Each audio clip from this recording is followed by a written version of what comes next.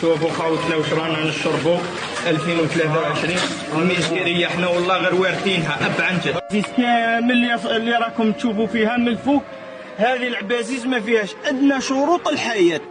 طرق مهترئه تتحول الى برك في الشتاء، غياب الامن وانتشار عصابات الاحياء وانقطاع مياه الشرب.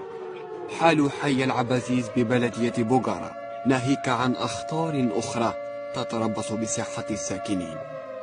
شوفوا خاوتنا واش رانا نشربوا 2023 الميزيريه حنا والله غير وارثينها اب عن جد. ماتوا لنا 3 شيوخه هنايا من الطريق هذه، 3 شيوخه. انا راني شاد روحي شويه، اغلبيه الاوقات اذا كان طاحت شويه شتا برك ما نقدرش نجي للجامع، ما نتجامش. وراكم تشوفوا بعينيكم لا طريق لا ماء لا ضوء لا ما عندنا مشاكل كبيره في الحياه لا تنتهي، يعني شغل مازال مش في الاستقلال كاع. ماشي واحد وماشي زوج، ما عندهاش ما باس شورت تكريسه وبالك واحد 4 عباد. حنا ما عندنا لا طريق لا امن لا. هذه طريق 2017 وهو يقول لي راهي جايزه من 2017.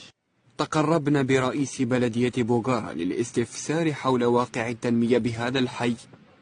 المسؤول الأول وعد بالإسراع في عملية تزويد الحي بالضروريات.